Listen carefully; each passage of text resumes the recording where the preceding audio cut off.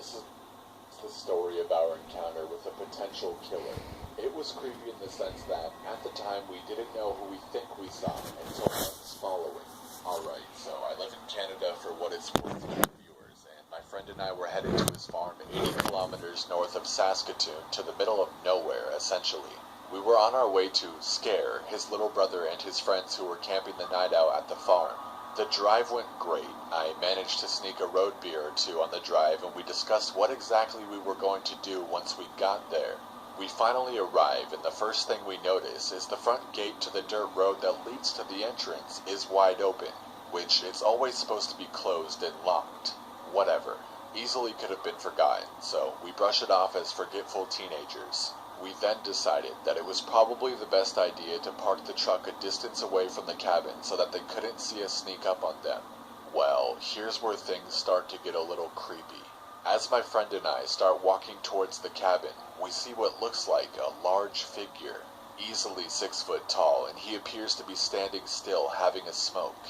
Well, we think it's his brother's friend, so we decide to keep watching. After about 5 minutes, we just say fuck it and keep walking. All of a sudden, the silhouette of a man looks over at us briefly and starts booking it. We're pretty pissed that our plan failed, so we just rushed to the cabin to alert everyone that we arrived. However, as we greeted everyone, we noticed all 3 of them were inside, and since all of them were inside, that means no one had been outside. Alright, so what the fuck, we swear we saw someone, a fairly large person actually. They immediately call bullshit and think we're scaring them, but we're serious. Anyways, the night progresses, we have some drinks and stuff, teenage shit, essentially, and then we decide to leave. When we're about to leave, the generator outside cuts out, which it has never done before. Me and my friend immediately get chills, but again, his brother and friends think we're bullshitting and plan this all out, which, now that I think about it, is pretty ironic. So we go outside to investigate, a large bamboo stick in my hand, and my friend is wielding a hatchet. For whatever reason, we thought being armed was appropriate, although I think it paid off. The moment we step outside, we see a guy peeking through the garage windows, which is beside the door leading into the garage. We flip shit at him, and then we charge him with the hatchet and the stick. He immediately dropped what looked like a lockpick or something and starts running into the black night, and eventually into a thick bush and foresty area. We were all freaked the fuck out and left the farm in record time. Especially because it's the middle of nowhere and the closest neighbors are a few kilometers away. So, now after all of this, fast forward 2 months and you have a husband charged with first-degree murder of his wife.